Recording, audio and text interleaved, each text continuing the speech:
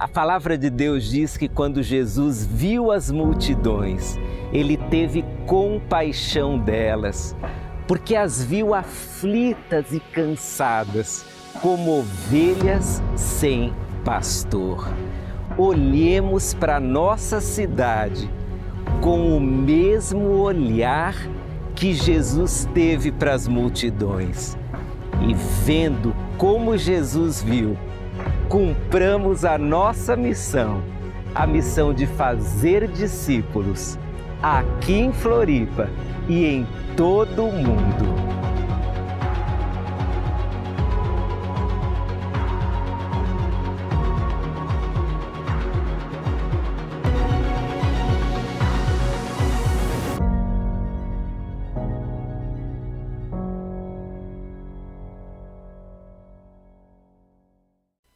Olhando para as pessoas com os olhos de quem?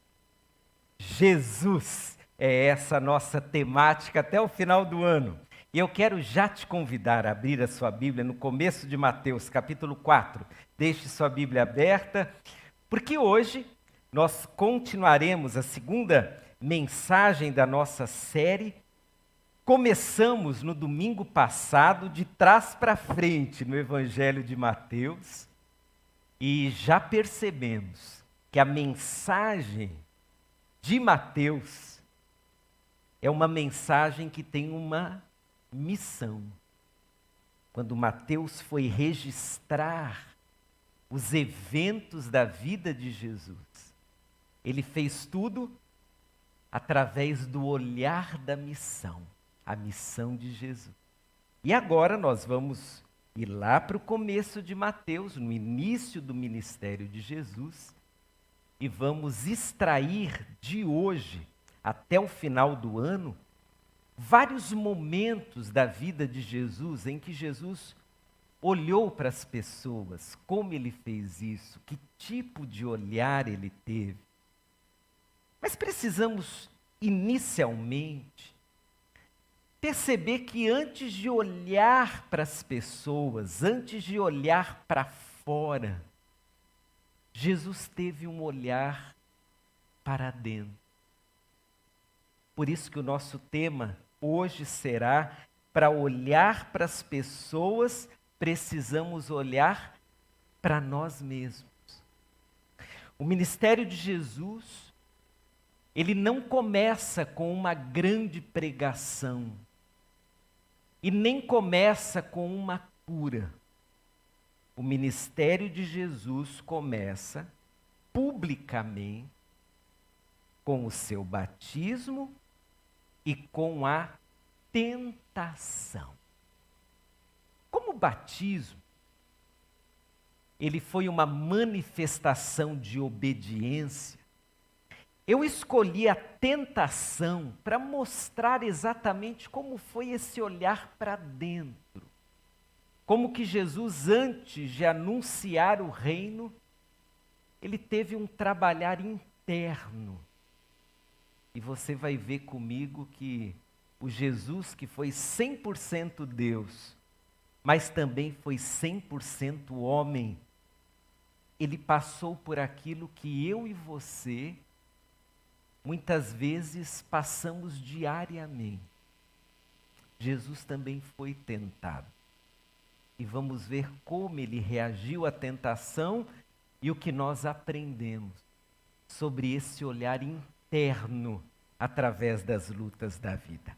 Lerei no capítulo 4, os versos 1 a 11. É a narrativa da tentação na visão de Mateus. Em seguida, Jesus foi conduzido pelo Espírito ao deserto para ser tentado pelo diabo. Depois de passar 40 dias e 40 noites sem comer, teve fome. O tentador veio e lhe disse: se você é o Filho de Deus, ordene que essas pedras se transformem em pães. Jesus, porém, respondeu: as Escrituras dizem, uma pessoa não vive só de pão, mas de toda palavra que vem da boca de Deus. Então, o diabo levou a cidade santa até o ponto mais alto do templo e disse: se você é o Filho de Deus, salte daqui. Pois as Escrituras dizem, ele ordenará a seus anjos que o protejam. Eles o sustentarão com as mãos, para que não machuque o pé em alguma pedra. Jesus respondeu: as Escrituras também dizem, não põe à prova o Senhor, seu Deus. Em seguida, o diabo levou até um monte muito alto e lhe mostrou todos os reinos do mundo e sua glória. Eu lhe darei tudo isso, declarou. Basta ajoelhar-se e adorar-me. Saia daqui, Satanás, disse Jesus. Pois as Escrituras dizem, adore o Senhor, o seu Deus, e sirva somente a Ele. Então, o diabo foi embora, e os anjos vieram e serviram Jesus. Que Deus abençoe a sua palavra lida ao nosso coração, meus irmãos. Assim começa o ministério do Senhor Jesus Cristo. Aos 30 anos, tendo sido batizado, o segundo grande evento que marca esse início é exatamente esse que acabamos de ler. De vez em quando, alguém pergunta, mas por que Jesus Cristo foi tentado? Qual a razão disso? Por que ele permitiu-se ser tentado? Por que ele permitiu uma situação que, se para nós já é complicada, imagine para ele, o Filho de Deus, santo, poderoso.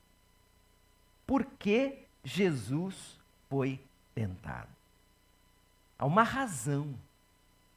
Uma razão possivelmente não apenas para ele, mas para nós que aprendemos com ele.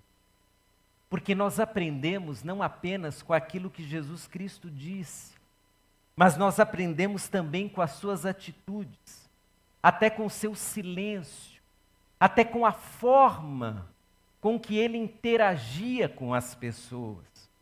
A tentação teve um sentido para Jesus, mas também tem um sentido para nós. E possivelmente, o maior sentido da tentação está exatamente nessa percepção do estado de Jesus. Essa percepção de quem era Jesus nos seus valores, o quanto ele estava preparado para uma missão. Irmãos, por vezes, nós queremos realizar algumas coisas, mas estamos totalmente despreparados. O despreparo é uma das grandes razões para o fracasso. E quando a gente percebe que está despreparado, diante das lutas, das provas, diante de uma experiência dura, nós achávamos que estávamos preparados para qualquer coisa, até que essa determinada coisa acontecesse. E aí então nos enxergamos como totalmente despreparados para tal. O Senhor Jesus vai enfrentar uma série de desafios. Ele precisa estar preparado. E segundo o texto, de fato estava preparado. Nesse olhar interno, nós devemos sempre avaliar a nossa condição diante das tentações, das lutas, dos desafios da vida.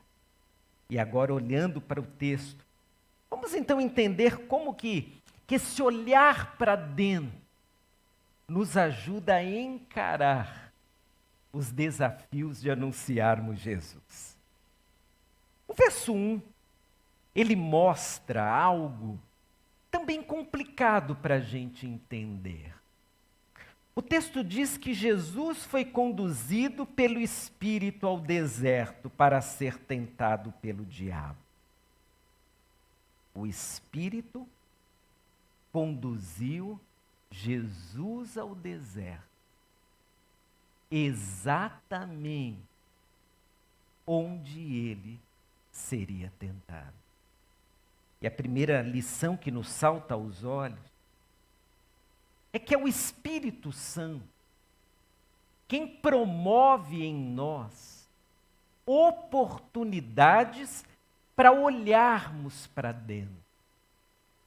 O Espírito Santo não nos isenta de passarmos por provações, de passarmos por lutas. Ainda que Deus não nos tente, Ele permite tentações, porque elas se tornam para nós oportunidades de crescimento, de amadurecimento, como foi a experiência do próprio Jesus. De vez em quando nós temos uma impressão equivocada de que um homem ou uma mulher cheios do Espírito Santo não serão tentados, não passarão por lutas, estarão praticamente isentos de qualquer dificuldade na vida.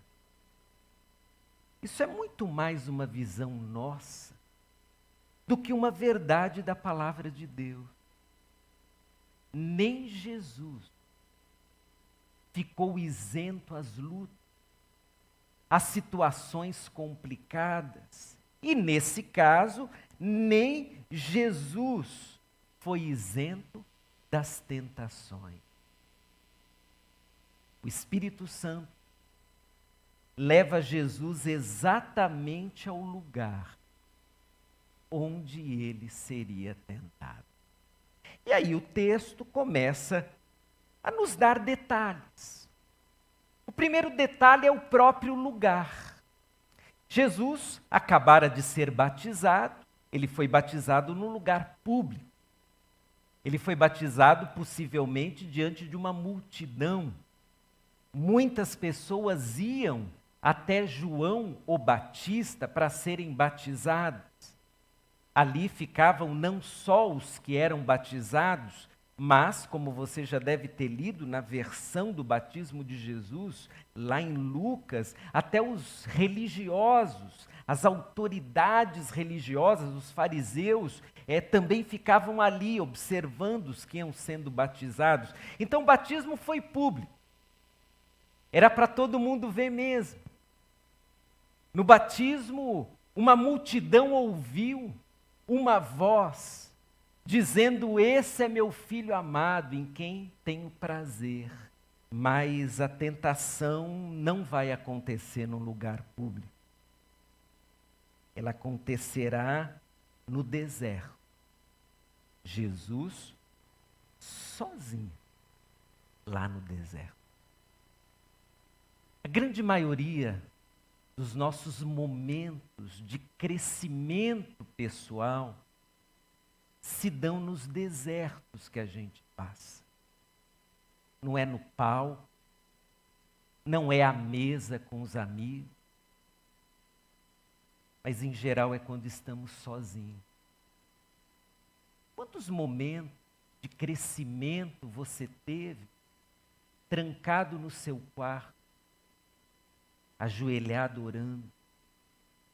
Quantos momentos de crescimento você teve lá no teu trabalho, diante de uma situação tão complicada e só você era um servo de Deus ali? Jesus vai passar pela tentação sozinho, porque esse movimento de Deus em nos fazer crescer exige momentos assim. A solidão não é de tudo ruim, porque há momentos em que ela se transforma na sala de aula, em que Deus nos modela. O texto diz que é no deserto que acontecerá ali um momento de olhar para dentro de Jesus, mas também se dá num período de grande fragilidade. 40 dias e 40 noites de jejum. Bom, a primeira coisa que você precisa entender é que tipo de jejum era esse. Não era um jejum religioso. Os judeus jejuavam costumeiramente. O jejum do judeu começava quando o sol nascia e terminava quando o sol ia embora. Ou seja, depois de um dia sem comer, um jantar caprichado. Um café da manhã bem cedinho. E aí sim, um dia de jejum. Não é o caso do jejum de Jesus. São 40 dias, 40 noites. Para tirar a ideia de que é um jejum religioso. Não é. É um momento de fragilidade completa. Lembre-se, Jesus foi 100% Deus, mas foi 100% homem na sua condição em que veio a este mundo. Eu não sei qual foi o seu jejum mais longo, mas você já ficou 1, 2, 3 dias de jejum? O que começa a acontecer? Irritação, cansaço. Você vai ficando fragilizado. Você vai entrando numa condição em que você acentua todo o seu potencial, seja para ouvir, você começa a sentir melhor o cheiro das coisas. A fragilidade de Jesus depois de 40 dias e 40 noites sem comer é uma realidade. Não é o Jesus artista que finge 40 dias. É o Jesus homem que está sem comer, está com fome, está fragilizado. Na visão de Mateus e de Lucas, a tentação vai acontecer depois dos 40 dias. Na visão de Marcos, durante os 40 dias. Como Lucas é o evangelista mais detalhista, depois dele vem Mateus, nos parece que assim aconteceu a tentação de Jesus. Depois de um tempo em que ele está fragilizado, com fome, fraco, humanamente falando, aí vem o tentador. O tentador sabe o momento ideal para chegar e realizar o seu trabalho. Ele sabe quando nos pegará de surpresa ou cansados, e é nessa condição de fraqueza, de fragilidade que vai começar a tentação de Jesus. Também é interessante ver o verbo usado por Mateus. Tentado, peirar. Se nós vivêssemos naquela época e fôssemos fazer uma prova de vestibular, de Enem, um concurso público, nós usaríamos essa palavra peirar, porque peirar é você fazer uma prova. Mas uma prova que tem um objetivo. É quando você, literalmente, vai fazer ali um teste que vai dizer está aprovado ou não. A tentação, irmãos, ela não é ocasional.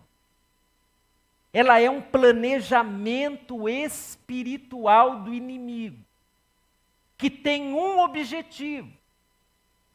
O inimigo quer que naquela prova você seja reprovado. E Deus permite a mesma prova para que você seja aprovado. Duas torcidas. De um lado o inimigo, ele vai sucumbir. Eu vou conseguir derrubá-lo. Mas Deus do outro lado, nos fortalecendo para que sejamos aprovados. E nessa luta toda, o que acontece dentro de nós? Um olhar para os nossos valores, para a nossa condição.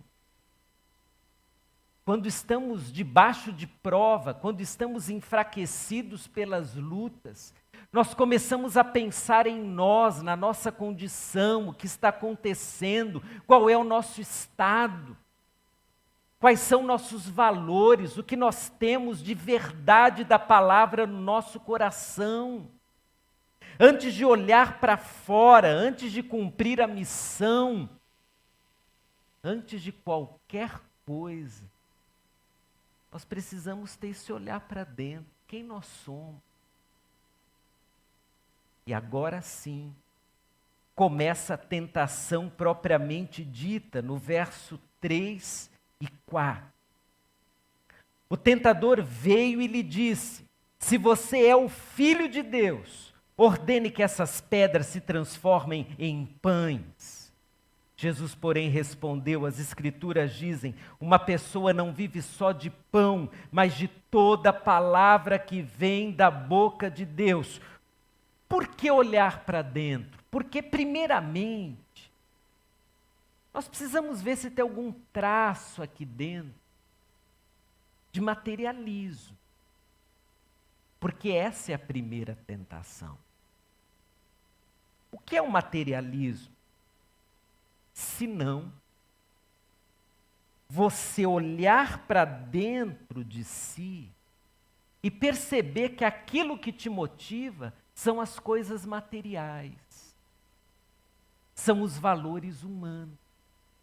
O materialismo é quando eu olho para dentro de mim e eu chego à seguinte situação: o que eu mais almejo, o que eu mais amo são coisas, são bens, são posições que eu possa atingir. O materialismo é quando eu sou capaz de olhar para mim mesmo e chegar a uma conclusão muito dura, de que eu sou movido por aquilo que o dinheiro e o trabalho podem comprar. O texto não fala sobre dinheiro. O texto fala sobre uma necessidade humana. Aliás, irmãos, a primeira tentação nem parece tentação. E sejamos honestos, muitas tentações não parecem tentações. Parecem boas, parecem coisas cotidianas da vida. Nós nem as encaramos como tentações. E aí somos reprovados exatamente porque estamos despreparados. A gente não se preparou para uma coisa tão sutil, tão comum. Olha a tentação. Se você é o Filho de Deus, Jesus era o Filho de Deus? Era. Ordene que essas pedras se transformem em pães. Ele podia fazer isso? Podia. Tinha todo o poder. Aliás, Jesus criou o trigo com o que o pão é feito. Ele é dono de tudo, ele pode fazer aquilo, por que não fazer? Ele está com fome, são 40 dias sem comer. O inimigo vem como uma pessoa boa, um companheiro, um amigão, alguém que diz: depois de 40 dias, vamos resolver esse problema. Transforme essas pedras em pães. A resposta de Jesus sinaliza que ele estava ligado, atento. Ele entende que nem todo companheiro que nos diz querer o nosso bem, de fato quer o nosso bem. Ele está atento para o fato de que atender os nossos anseios pessoais, por vezes revela materialismo dentro de nós, revela valores errados dentro de nós. Jesus pode transformar pedras em pães, mas naquele momento ele não deve fazer isso, porque na sua condição humana, Jesus veio para sofrer todas as pressões humanas. Na sua condição humana, ele veio para atender todas as demandas da humanidade. É por isso que ele tem fome, tem sede, chora, precisa dormir, se cansa. No momento em que Jesus transforma uma pedra em pão, ele quebra a sua própria regra. Porque, afinal de contas, quando o profeta Isaías, em nome de Deus, anuncia a vinda de Jesus, ele o faz usando uma terminologia que é o servo. Ele veio para ser servo. Um servo que, inclusive, será sofredor.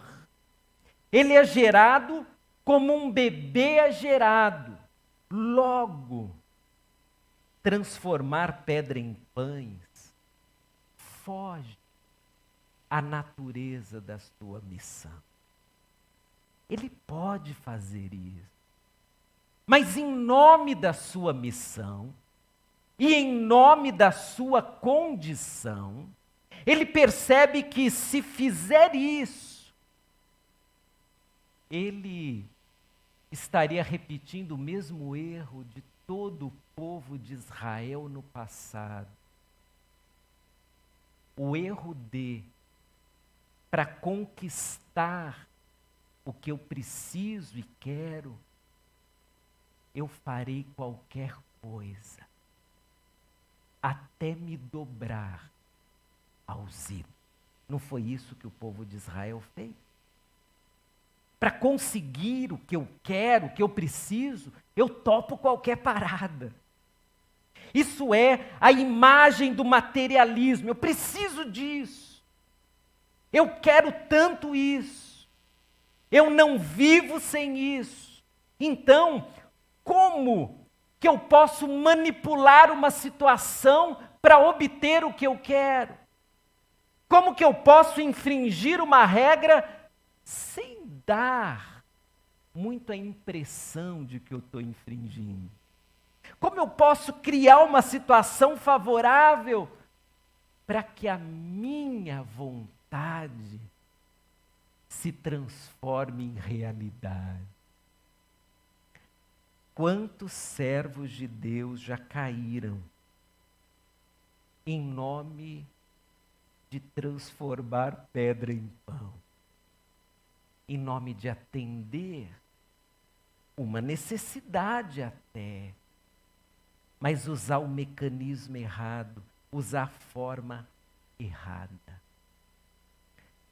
Eu não sei o que há no seu coração, mas enquanto o nosso olhar para dentro for um olhar só para atender o que nós queremos e precisamos, nós nunca olharemos para fora. Enquanto toda a nossa força for apenas para atender as nossas demandas, for apenas para atingir os nossos alvos, for apenas para realizar os nossos sonhos, nós nunca olharemos para fora, porque sempre haverá a fome, sempre haverá a necessidade, sempre haverá algo que eu desejo ainda ter para mim. Jesus pode fazer, mas ele não vai fazer. Porque se fizer, ele vai demonstrar algo que na verdade não existia no seu coração. O foco em si mesmo. O foco de Jesus era um povo, era o mundo inteiro que precisava ser redimido e não atender às suas necessidades pessoais, ainda que fosse a fome. Segunda tentação, verso 5. Então o diabo levou a cidade santa ao ponto mais alto do templo e disse: se você é o filho de Deus, salte daqui. Pois as escrituras dizem, ele ordenará a seus anjos que o protejam. Eles o sustentarão com suas mãos para que não machuque o pé em alguma pedra. Jesus respondeu, as escrituras também dizem, não ponha à prova o Senhor, o seu Deus. Agora a tentação começa a parecer tentação. O inimigo é mais ousado. A primeira estratégia não deu certo. Vamos tentar outra. Vamos cultivar orgulho no coração humano. Porque o orgulho é capaz de levar uma pessoa a fazer coisas inacreditáveis. Existe uma cena que nunca me esqueci. Eu era seminarista ainda. Subi o Morro do Formiga, lá no Rio, tinha uma congregação lá em cima. E a gente pediu autorização para o chefe lá do tráfico e subimos. E aí comecei a olhar os barracos, tudo. Na frente de um barraco tinha um carro melhor do que o meu na época, que era um Fuscão branco. Você teve um Fuscão? Ô carro bom. Você consertava o motor do Fusca até com chiclete, era uma coisa incrível. Carro melhor do que o meu ali. Naquela época só existia antena parabólica, não tinha ainda, né? TV a cabo, nada disso. Várias casas com aquilo. E a primeira leitura, né? Tudo isso daí é da bandidagem. Aí conversando com um irmão que morava no morro, eu fiz esse comentário, ele falou, não, o senhor está enganado. Tem muita gente que mora aí no barraco, que trabalha e paga aquele carro, aquela antena, aquela televisão desse tamanho. E tirando toda a questão sociológica por trás disso, o que me ficou na mente? Que nós somos capazes, irmão, de nos esforçar muito para adquirir algo que, na verdade, vai atender apenas um anseio emocional e não uma necessidade real. Quanto do nosso dinheiro e do nosso esforço é para comprar coisas, adquirir coisas que, na verdade, são para o nosso orgulho.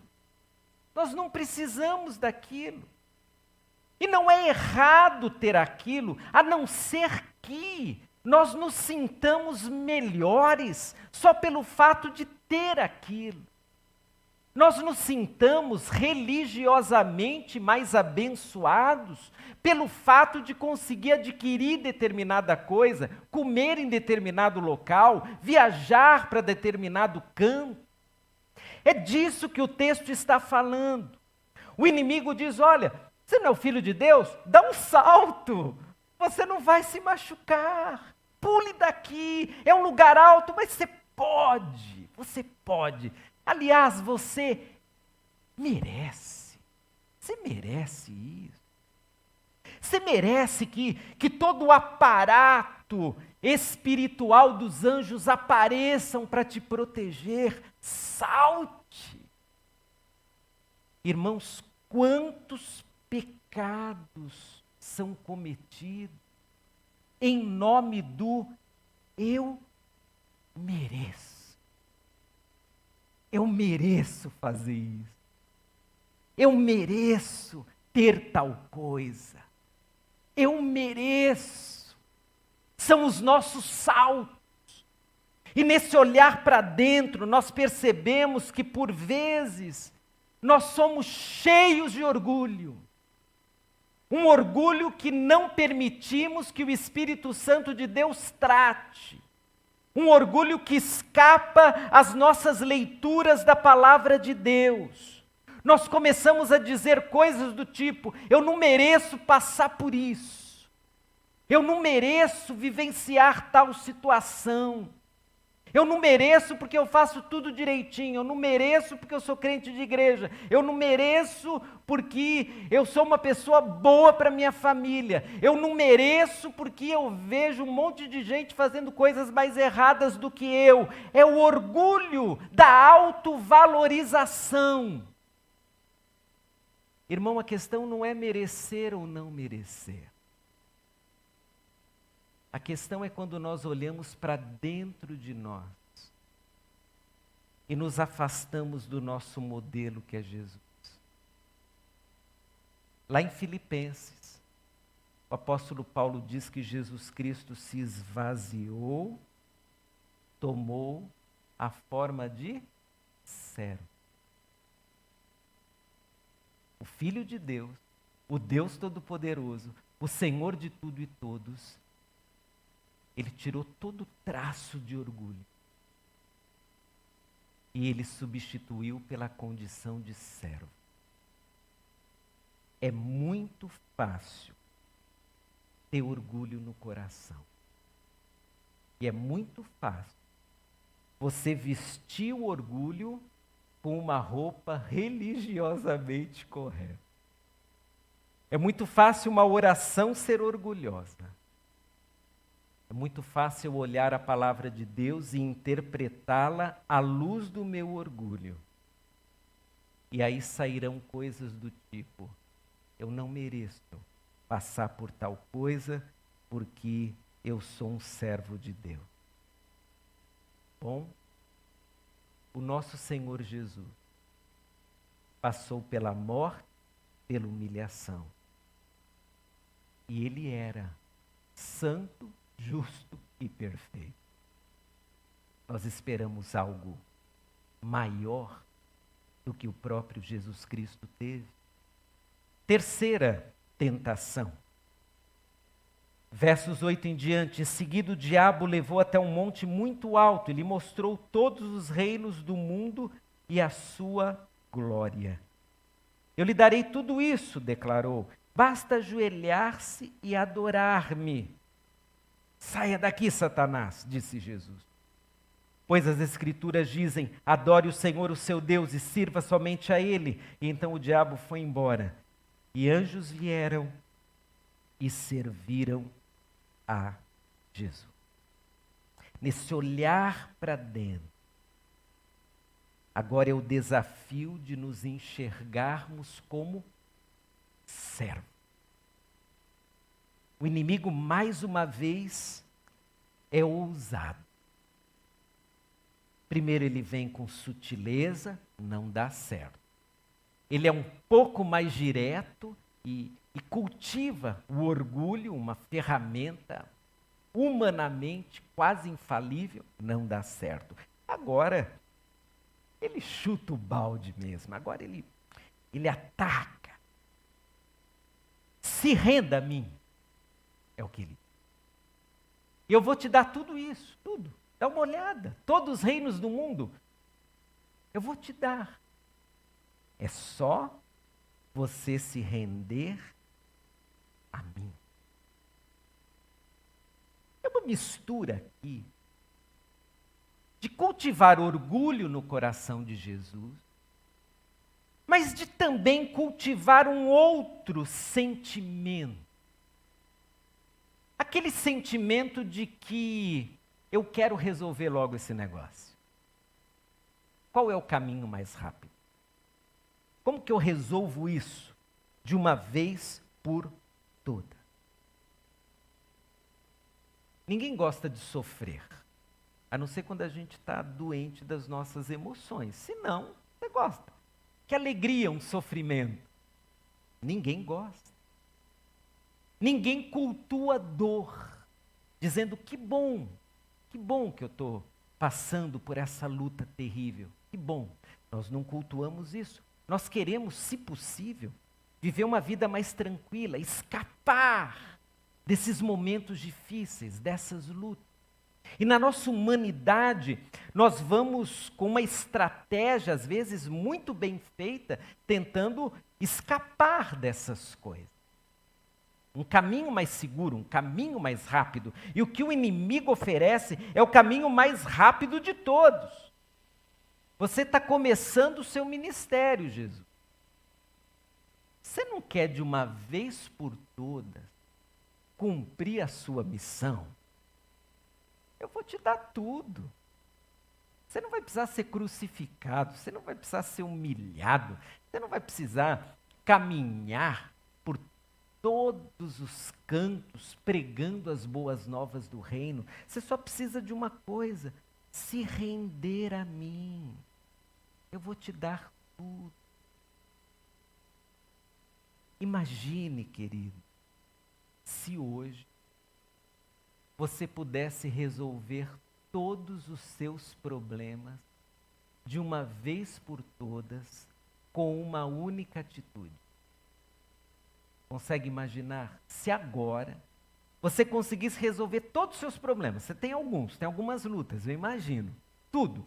Com uma única ação, você vai resolver tudo de uma vez por todas. Consegue imaginar até onde você iria para resolver todos os seus problemas de uma vez só? O que você faria? Você estaria disposto a ir até onde?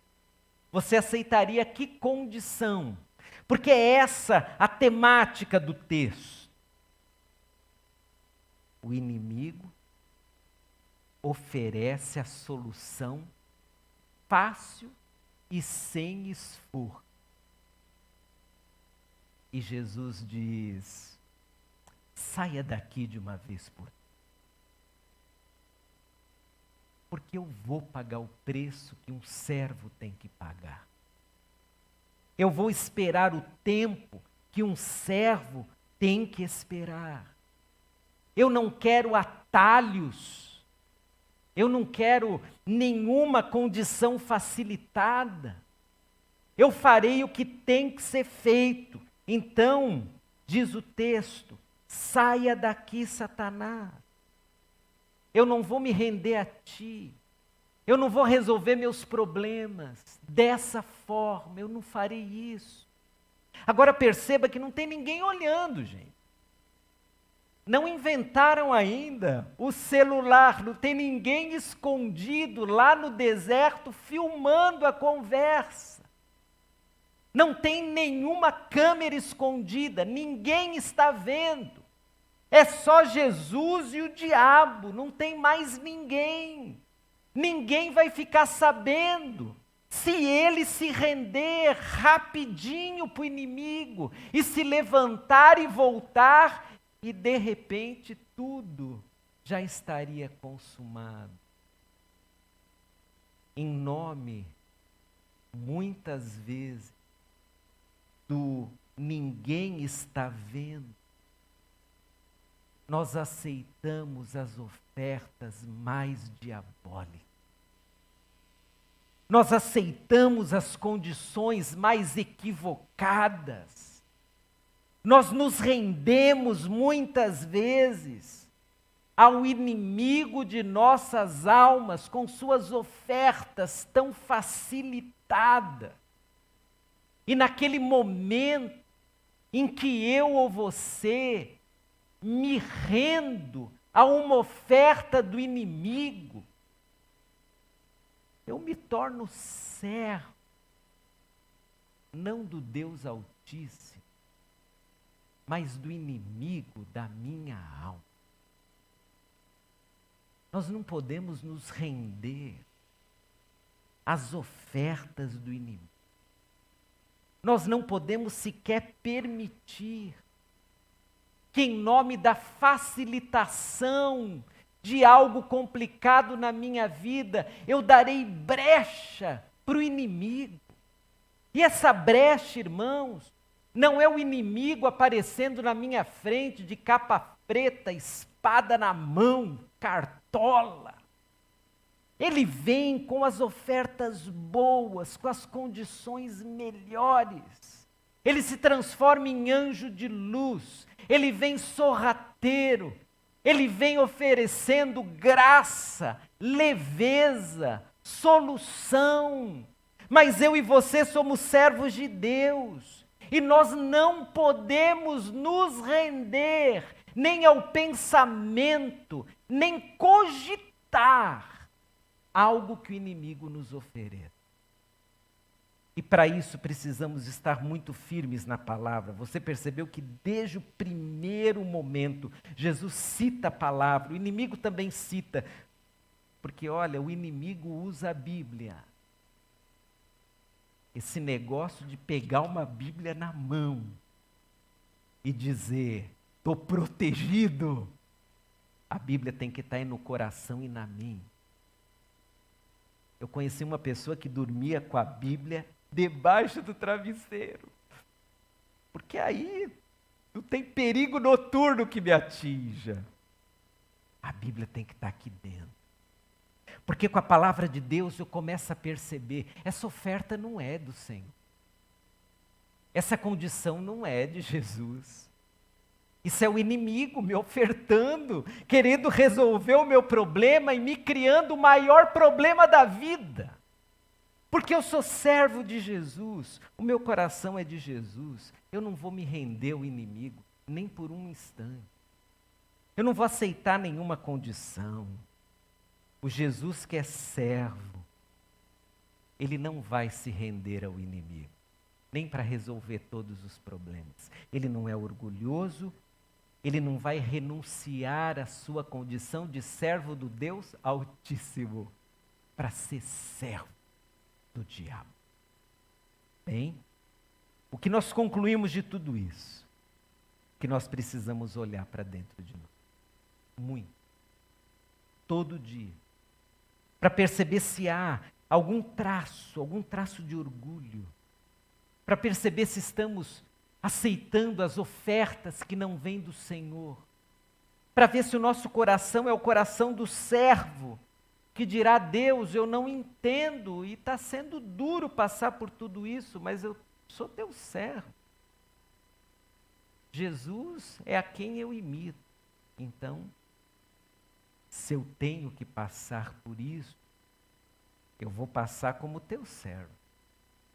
Eu não quero nada fácil. Eu quero que se cumpra em mim a tua vontade, Senhor. Depois desse momento de tentação, Jesus vai pregar. Nós vamos ver no próximo domingo, ele vai começar publicamente a anunciar o reino. Você quer ganhar essas 5 pessoas para Jesus ou tantas outras? Você quer falar de Jesus, mas como você está? Eu gostaria que você agora fechasse seus olhos e fizesse esse olhar para dentro em oração, perguntando a si mesmo, Senhor, como eu estou? Tem algum traço de orgulho no meu coração? Eu estou sendo guiado pelo materialismo, pelo adquirir coisas, pelo ser? Ou eu estou sendo guiado pelo Senhor? Será que eu estou aceitando alguma oferta? Alguma oferta do inimigo? Nem parece uma oferta, mas é uma oferta, porque a Bíblia fala sobre aquilo. A Bíblia diverte sobre aquilo. Será que eu estou cogitando, para facilitar a minha vida, aceitar alguma coisa que não combina com o teu querer em mim? Será que eu estou aceitando isso? Olhe para dentro, eu também vou ter o meu olhar aqui para dentro. E nesse olhar, vamos pedir agora ao Senhor que Ele nos fortaleça. E vamos pedir ao Senhor que diante das tentações, que diante das provas, que diante de toda manipulação do inimigo, nós não sucumbamos. Que o nosso coração esteja firme, peça isso a Deus. Diga, Senhor, fortaleça o meu coração, Pai. Não me deixe aceitar uma oferta do inimigo. Não me deixe cogitar como sendo algo bom aquilo que a Tua palavra condena. Meu irmão querido, talvez você esteja diante de uma proposta. Talvez você vá até responder essa semana essa proposta. É uma proposta para resolver os seus problemas. Mas eu te pergunto em nome de Jesus, quem te está dando essa proposta? Se não é Jesus, diga não, eu não quero isso. Eu não vou aceitar isso.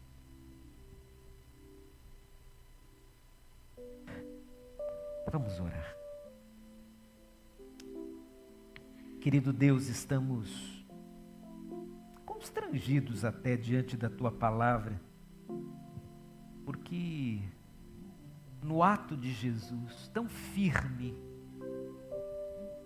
nós percebemos o quanto precisamos melhorar na nossa firmeza. Ó Deus, nós somos orgulhosos. Quando olhamos para dentro, nós enxergamos pontas de orgulho soltas no nosso coração.